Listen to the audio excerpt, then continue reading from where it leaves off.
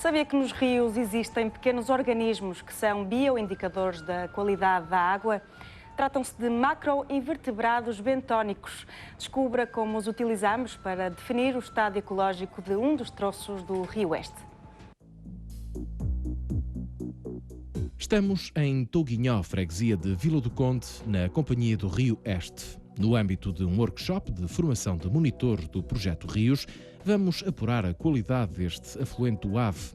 Substituímos os convencionais métodos físico-químicos ou microbiológicos pela análise dos parâmetros biológicos e capacidade de um determinado curso ou massa de água suportar a vida. Neste método de colheita, aquilo que nós vamos fazer é colocar a rede de mão contra a corrente, e depois vamos deslocá-la pelo fundo, removendo o fundo com os pés, agitando o fundo com os pés. Ao longo de um rio podem existir numerosos fatores que interferem com o bom estado ecológico do ecossistema aquático, como focos de poluição orgânica, esgotos domésticos ou fossas céticas, a existência de terrenos agrícolas de produção intensiva e explorações pecuárias na envolvente.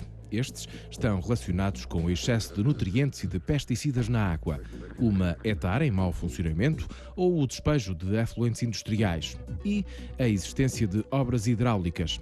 As mini-hídricas, barragens ou açudes podem causar perturbações não visíveis na qualidade da água, mas repercutem-se na hidromorfologia e biologia de um rio.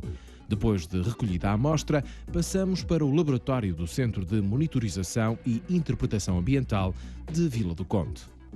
A primeira fase de trabalho que temos em laboratório, após ter as nossas amostras recolhidas e conservadas em formol, é fazer a sua lavagem. Para isso usa-se normalmente um peneiro com uma malha inferior ao tamanho dos organismos, água corrente, que para além de retirar o cheiro do formol, nos permite realmente eliminar a maior parte dos sedimentos finos e, portanto, evitar que a nossa amostra esteja tão escura.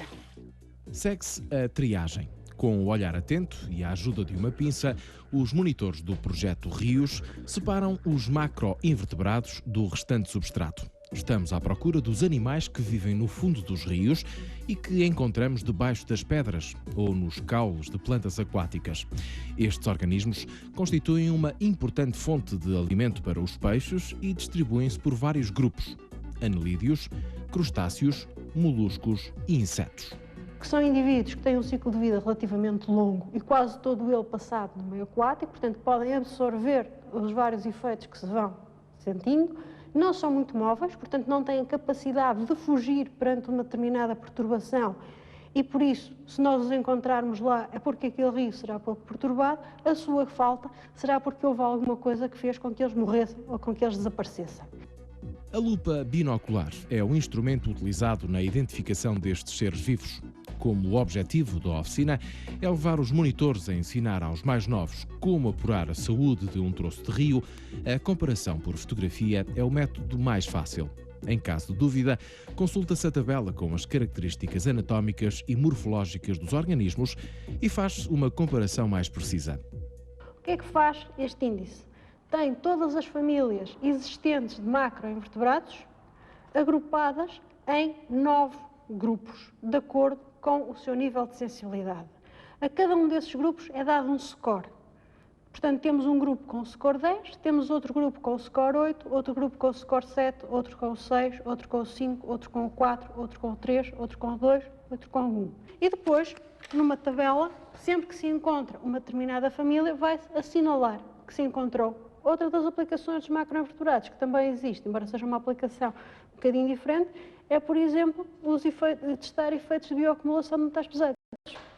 E neste momento fazem-se estudos escolhendo, por exemplo, uma determinada espécie e verificando se há alterações morfométricas dos indivíduos. Por exemplo, se a partir de um determinado momento os indivíduos que deveriam atingir no estado adulto 10 cm passam a aparecer só com 5 cm, ou se há uma alteração das dimensões da cabeça daqueles indivíduos, porque é que essas alterações acontecem e tentar relacionar essas alterações com a presença de algum tipo de elemento estranho no sistema. Vejamos o que nos diz este estudo e os macroinvertebrados sobre a qualidade da água do troço analisado no Rio Este. Somando isto tudo, temos um score de 61. Este score de 61 que equivale, consultando a tabela relativa aos vários scores encontrados, equivale à chamada classe de eutrofia ou água moderadamente poluída, e que seria assinalado no mapa, no tal mapa de cores, como sendo com a cor verde. A Diretiva Quadro da Água impõe aos países da Comunidade Europeia regras para um uso sustentável dos recursos hídricos. Só assim é possível respeitar a qualidade e o bom estado ecológico dos rios, mares e lençóis freáticos. Mas ainda há um longo caminho a percorrer para eliminarmos os focos de poluição que põem em causa este objetivo comum.